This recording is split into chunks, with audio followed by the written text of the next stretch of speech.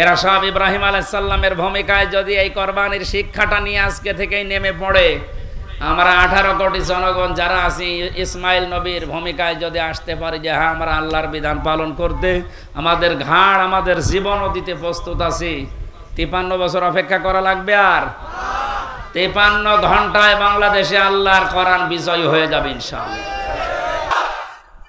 ঈদের আমেজ এখনো কাটেনি, যে শিক্ষা দিয়ে গেল কোরবানির এই ঈদুল আজহা আমাদেরকে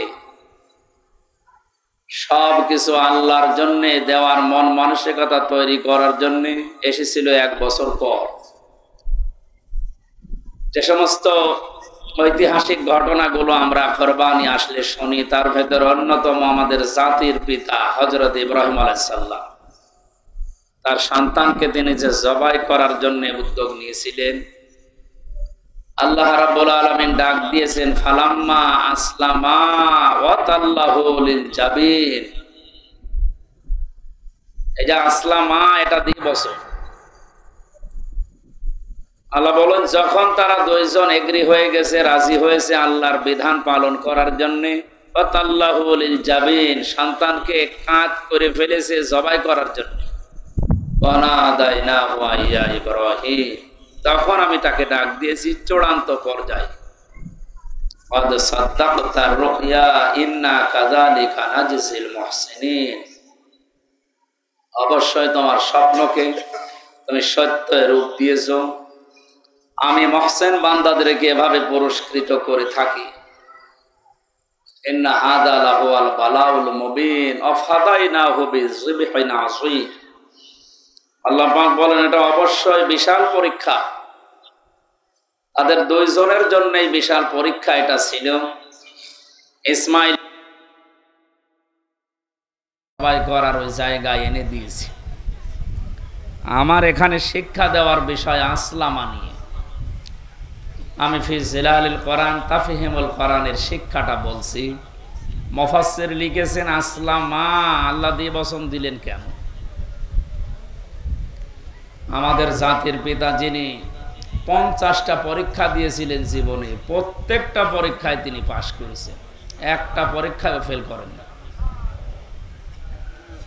তার ঈমান সম্পর্কে আল্লাহ 10টা পরীক্ষা নিয়েছিলেন সারা জীবনে, তিনি 10টায় পাশ করেছেন, পড়া কোরআনে আল্লাহ ওগুলো দিয়েছেন।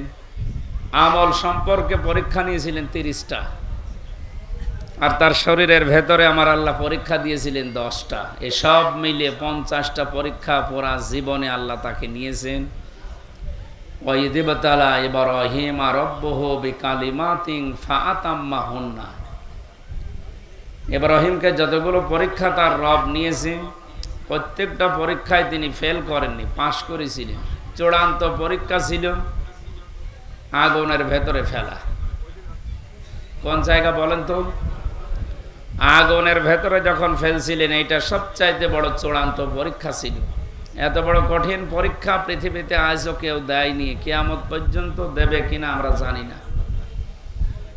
আমরা মুসলিম যারা দাবি করি তাদের জাতির পিতা আল্লাহর ঘোষণা দেওয়া এমনি এমনি তিনি হননি, পরীক্ষা দিয়ে দিয়ে পাশ করার পরে আল্লাহ তাকে ঘোষণা দিয়েছেন ক্বালা ইন্নী জাইলুকা লিন-নাসি ইমামা,